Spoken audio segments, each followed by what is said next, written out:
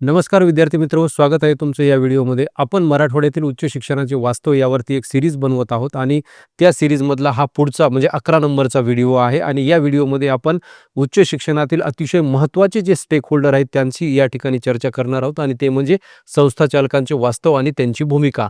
म्हणजे आज ज्या संस्था या ठिकाणी या सगळ्या संस्था चालकांनी सुरू केलेल्या आहेत त्या खरंच सेवा देण्यासाठी सुरू केलेल्या आहेत किंवा त्यामध्ये कुठल्या प्रकारच्या आज अनेक गोष्टी किंवा घटना घडत आहेत ते आपण पाहणार आहोत. मित्रहो, आपण पाहिलेलं आहे की यापूर्वी अनेक या ठिकाणी जे स्टेक होल्डर्स होते, जसं विद्यार्थी पालक असतील, त्यानंतर प्राचार्य असतील, शिक्षक असतील, यांचं वास्तव काय आहे आणि आता संस्था चालकांचं वास्तव काय आहे याकडे आपण वळणार आहोत. आपण तसा जर विचार केला तर नेमकी संस्था यांनी का काढली याच्यामागचं जे कारण आहे ते शोधलं तर तुम्हाला आजच्या या सगळ्या संस्था या ठिकाणी ज्या आहेत त्या पाहायला मिळतील आणि त्याचं कारण एकदम या ठिकाणी स्पष्ट अशा प्रकारे तुमच्या लक्षात येईल.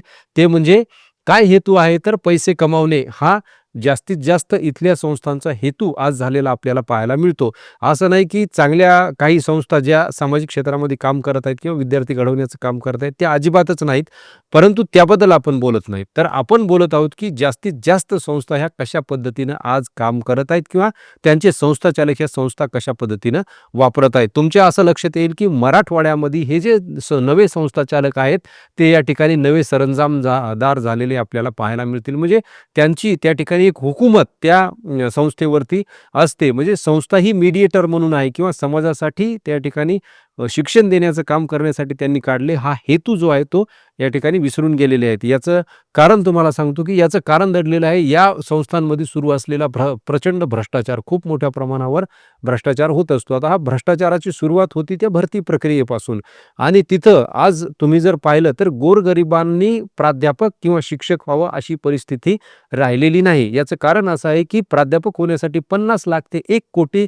डोनेशनचा रेट आज तुम्हाला या संस्थांमध्ये पाहायला मिळेल. मग ज्यांच्याकडे पैसे असतील तीच लोक या ठिकाणी शिक्षक किंवा प्राध्यापक होतील. ज्यांच्याकडे नाही ते घरीच त्या ठिकाणी बसावं लागेल आणि म्हणून आज आपण असं म्हणतो की का विद्यार्थी महाविद्यालयामध्ये येत नाहीत. त्या विद्यार्थ्यानं BAचं शिक्षण घेण्यासाठी महाविद्यालयात का यावं? त्याला जर असं भविष्य या ठिकाणी पुढे दिसत असेल, प्रचंड मोठ्या प्रमाणामध्ये त्याला डोनेशन द्यायचं काम पडत असेल, तर तो कशाला सेट नेट किंवा PhD क्वालिफाय होईल. म्हणून गोरगरिबाला आता या क्षेत्रामध्ये एंट्री बंद झालेली आहे आणि हे या ठिकाणी उघड गुपित आहे किंवा उघड सत्य आहे, हे आपण मान्य केलं पाहिजे. बरं, आता इथपर्यंतच हा भ्रष्टाचार थांबलेला नाही. याचे आकडे तुम्ही जर पाहिले तर चक्रावून जाल. म्हणजे कोटी रुपयापर्यंत या ठिकाणी या संस्थांच्या पदांचे आकडे किंवा त्या प्राध्यापकीचे आकडे गेलेले आहेत आणि हे कुठंही जा तुम्हाला या ठिकाणी लक्षात येईल. म्हणून विद्यार्थी का येत नाहीत हा जो प्रश्न आहे त्याला फारसं असं या ठिकाणी वेगळं उत्तर देण्याची गरज नाही. त्याला काय मोटिवेशन आहे किंवा कशा पद्धतीनं त्या ठिकाणी ही जर गोष्ट त्याच्यामध्ये घडत असेल तर तो कशाला येईल हा मोठा प्रश्न आहे. त्यानंतर इथंच ही गोष्ट थांबत नाही तर नोकरीत आल्यानंतर देखील खूप मोठ्या प्रमाणामध्ये या शिक्षकांकडून पैसे उकळले जातात. मग याच्यामध्ये प्राचार्य आणि संस्थाचालक सामील असतात. संस्थाचालक खूप मोठ्या प्रमाणात पैसे उकळतात. आता ते कसे त्याचे वेगवेगळे मार्ग आहेत. म्हणजे कुठलंही काम असेल, नॅक करायचं असेल तर प्राध्यापकांकडून अनेक संस्थांमध्ये पैसे घेतले जातात. एवढंच नाही तर आता अलीकडे तर असं पाहिलेलं आहे मी काही संस्थांमध्ये काही संस्था चालकांना कपडे करावे लागतात त्यांच्या वाढदिवसाच्या दिवशी.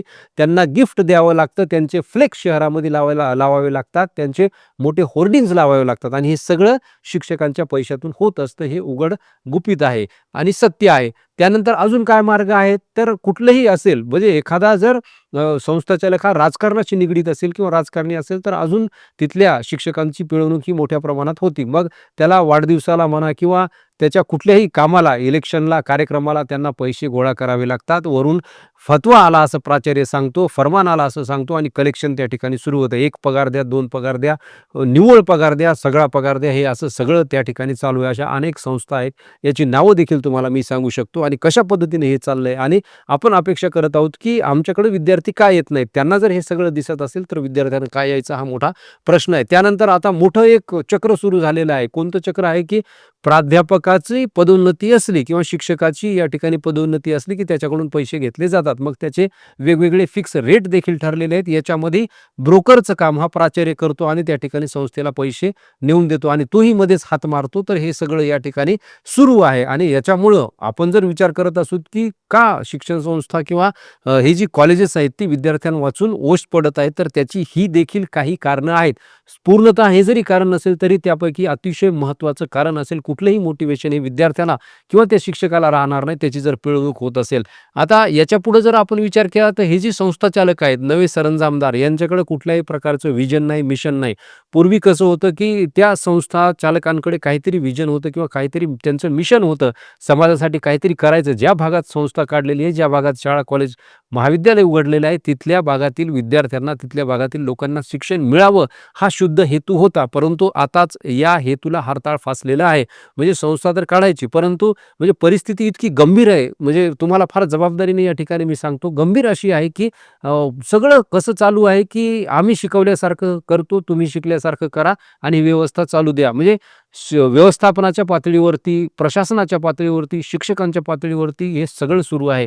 विद्यार्थीही त्या ठिकाणी मोकाट आहेत. मोकाट याच्यामुळे आहेत की त्यांना महाविद्यालयात यायची गरज नाही. कारण त्या ठिकाणी हे जे शिक्षक आहेत त्यांना तशा पद्धतीनं मजाव करत नाहीत किंवा त्यांना तशा पद्धतीनं त्यांना म्हणजे नाही आलं तरी चालेल अशा प्रकारची सूट या ठिकाणी देतात. त्याचं कारण असं आहे, ही सूट का देतात? कारण संस्थाचालकांना सांगितलेलं असतं आपल्याला ॲडमिशन पाहिजे, आपल्या विद्यार्थ्यांनी परीक्षा दिली पाहिजे, पास झाले पाहिजे, पुढच्या वर्गाला आले पाहिजे, पुन्हा ते चक्र त्या ठिकाणी सुरू राहिलं पाहिजे. म्हणून इंटरनल परीक्षेमध्ये सर्रास या ठिकाणी या शिक्षकांना पास करावं लागतं. तर अशा प्रकारचं एक वातावरण त्या ठिकाणी निर्माण झालेलं आहे आणि एखादा शिक्षक जर हे सांगत असेल तर त्याचं कुठलंही ऐकलं जात नाही किंवा त्याचा उलट बंदोबस्त केला जातो. म्हणजे एखादा शिक्षक ऐकत नसेल तर त्या ठिकाणी त्याचा बंदोबस्त केला जातो. मग काय बंदोबस्त केला जातो? त्याचं त्या ठिकाणी वार्षिक वेतनवाढ आहे ती थांबवली जाते. एखाद्या वेळेस त्याचा पगार थांबवला जातो. एखादा फारच तिखट शिक्षक असेल तर त्या ठिकाणी त्याला बडतर्फही केलं जातं, इव्हन टर्मिनेटही केलं जातं. इथपर्यंत या ठिकाणी हे सगळ्या गोष्टी या संस्थांमध्ये चालत असतात किंवा कुठल्याही शिक्षकाची बाजूही ऐकून घेतल्या जात नाही. मनमानी कारभार त्या ठिकाणी असतो. प्राचार्यांवरती प्रचंड दबाव या संस्थाचालकांचा असतो. प्राचार्यांना स्वतःहून काहीही करता येत नाही. एखाद्या प्राचार्याची जरी इच्छा असेल काही करण्याची त्या भागामध्ये, पण त्याला स्वतः निर्णय घेता येत नाही. महाविद्यालयात जर टाचणी देखील खरेदी करायची असेल तर त्याला संस्थाचालकांना विचारावं लागतं किंवा मॅनेजमेंटकडे अर्ज करावा लागतो. म्हणजे त्याला टाचणी घेण्याचे अधिकार देखील राहिलेले नाहीत आणि म्हणून एखादं महाविद्यालय कसं चालेल किंवा तो प्राचार्य ते महाविद्यालय कसं चालवेल हे फार